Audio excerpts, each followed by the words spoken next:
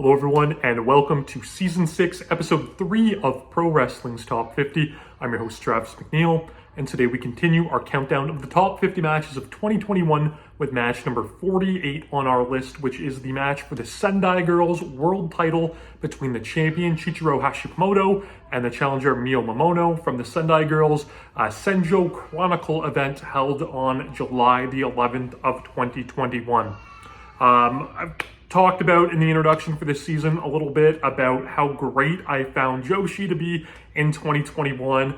Stardom firing on all cylinders, Tokyo Joshi Pro doing really good stuff there as well. You had AEW bringing in all of these Joshi wrestlers, and Hikaru Shida's, great reign as the AEW Women's Champion. So it really felt like Joshi was kind of at the forefront for a lot of 2021.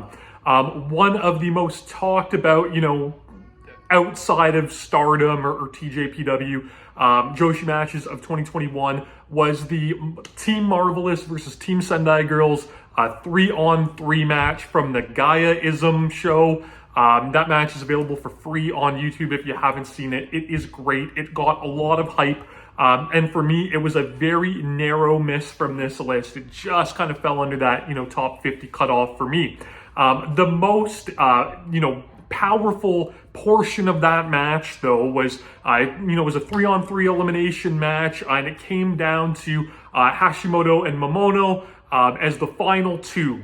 So it was, this hot kind of cross-promotional, very chippy match, and that, by far was what, I think made people love that match. So a month or so later, we got a straight up one-on-one match between these two in Sendai Girls for their World Championship, which Hashimoto was the champion of.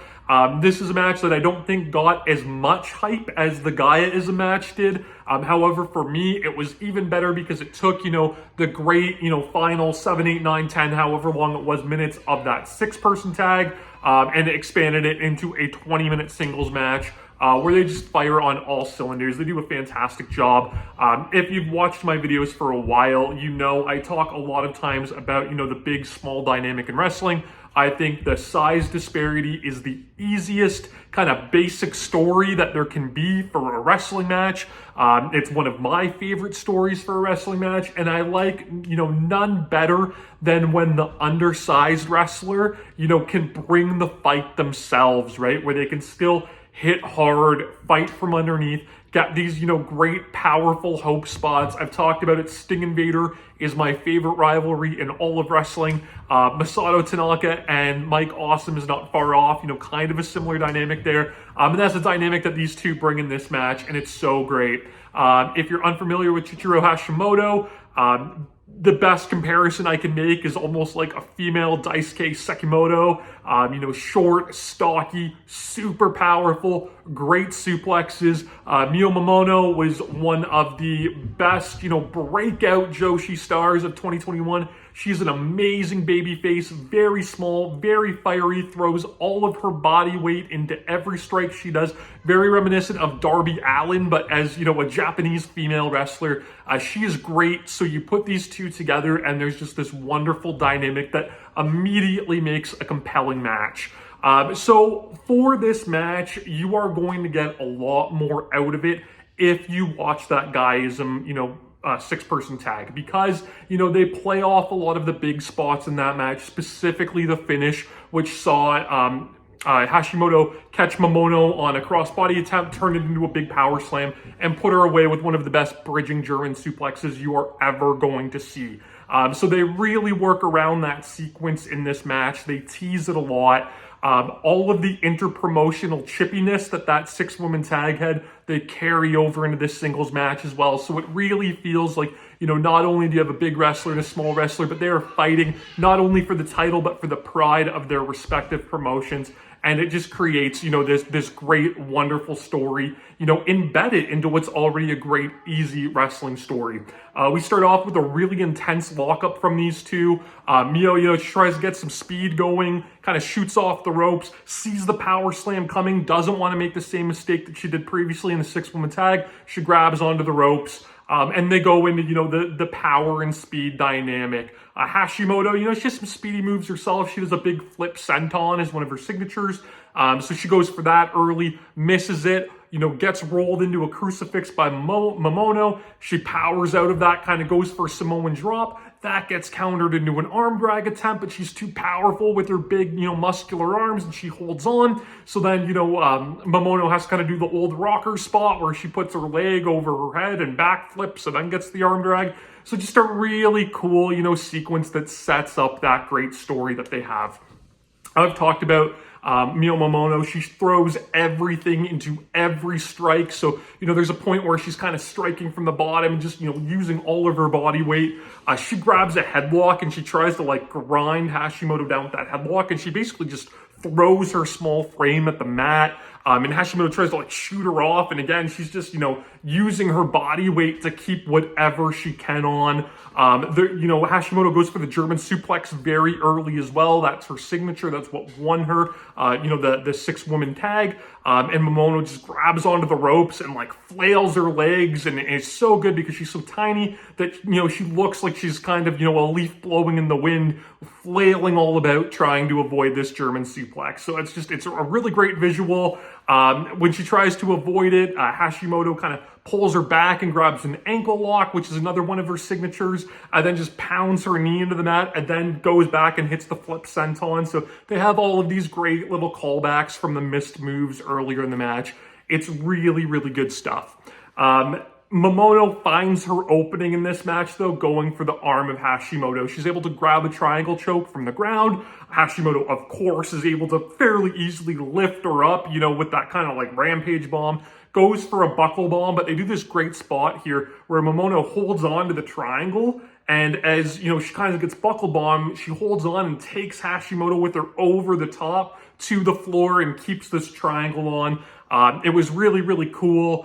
They do a spot where they're on the apron and Hashimoto goes for the German on there, but Momono kind of rolls it through like a victory roll style and hits a double stomp on the apron. Hashimoto rolls off. She hits a double stomp off the apron onto the floor, and then she goes up top and hits a big, beautiful crossbody all the way down to the floor. It was really, really great. One of Mio Momono's signature moves is a code red, a Yoshi tonic, whatever you want to call it. So they just like with the German suplex, they play into that a lot here with avoidance on it. She tries it a couple times. Hashimoto's able to avoid it. Mio just throws her body with a drop kick, hits, a bunch of really great kind of stiff quad kicks, just, throwing all of her weight again into the kicks. And she grabs on a Rings of Saturn because Hashimoto's had enough and basically tries to outpower her with a Samoan drop. And Momono grabs this Rings of Saturn but kind of uses it to stay focused on the arm, playing into that. Hashimoto gets a big lariat, which sends her, flipping over. They do all of these great counters of signature moves where Momono does this great kind of Hurricane Rana that she turns into a roll-up and that gets countered back into the ankle lock. Hashimoto hits a big air raid crash at one point, and Momono does the Joshi bridge, right? That, bridge, the defiant bridge to kick out of the pin. They go up top and Hashimoto misses the flip senton from up there. Momono goes for a code red off the top. That gets blocked because Hashimoto's so strong, so she turns it into a cross arm breaker off the ropes to the mat. It's just really, really great sequences. These two have great chemistry with each other. And it leads to this awesome, awesome moment, the best moment of the match, where after the top rope armbar, Hashimoto kind of bails to the floor and she's got all the seconds out there, right? I talk about the cross-promotional, issue at play here. So, all of the Sendai girls, young girls are out there and spraying cold spray on her and trying to, massage her arm and get her back into things. And Momono uses this opportunity to go for a dive. Hashimoto is able to slip in at the last second and just hits this completely wild, danger German suplex. So it's just this release German suplex where Momono lands right on the top of her head. Her whole body folds over. It's brutal, it's ugly, it's awesome, and it creates this great double down that's going to take us into the finish of the match where, we get a strike exchange from their knees, and Momono tries to, increase the speed again. She knows she's got Hashimoto on the ropes a little bit. She manages to flip out of a German. There's this excellent point where she's using her speed and just keeps beating Hashimoto to the punch. Hashimoto's bigger, that maybe doesn't have as much in the gas tank, so she's going for these big, like, labored strikes, and before, she can even fully complete her swing, Momono's hitting her once or twice in there, and again comes off the ropes. Hashimoto goes for broke, kind of goes for a pop-up powerbomb. That gets countered into a code red for an amazing near fall for 2. Momono grabs a cross arm breaker again, right? That's been her bread and butter throughout the match, but something that I really liked. She didn't keep completely committed to the cross arm breaker. As soon as she used that to get enough of an advantage, she went back to the code red and got another 2 off of that. And at this point, Hashimoto's down, and again, the size comes back into play where Momono can't lift her off the ground. She's down and out. She's dead weight. Like I said, she's short, she's stocky. Momono was small and petite, and she can't lift her. So she decides to go up top instead because she knows, didn't get the pin with the code red, can't lift her up. What am I going to do? Maybe she should have went back to the arm, but she goes up top. She goes for a splash. She eats knees. It allows Hashimoto to hit a big lariat once again. Only gets a 1 count, again playing into that, cross-promotional defiance. But Momono has nothing left in her tank at this point. She completely falls over after kicking out at 1. And it was just to kind of give that last, slap in the face that she could. She eats a last ride powerbomb for 2.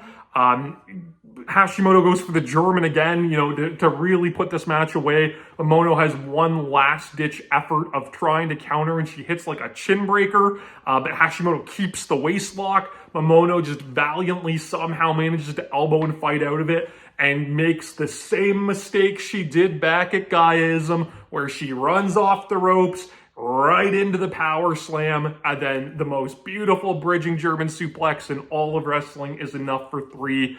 And Chihiro Hashimoto once again gets the win, retains the Sendai Girls World title. Mio Momono was not able to come into her house and take her title, but a great contest. These two, I hope we see them continue to be rivals throughout the next couple of years because there's so much gas in the tank with these two. And eventually, if Momono gets the big win, that's going to feel so fulfilling. It's so great when the small underdog finally beats, the oversized opponent. This match is awesome, though. It might not have been on your radar if you're not super into Joshi.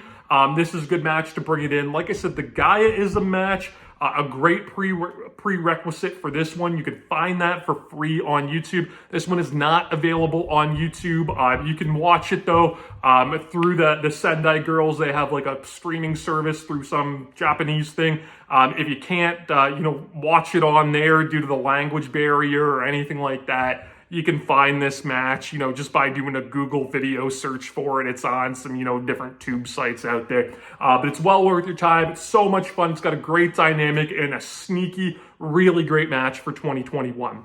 You can subscribe to my channel here on YouTube so that you don't miss a video. You can follow me on Instagram and Twitter at Wrestling50. And please join me again tomorrow as we continue to count down Pro Wrestling's Top 50.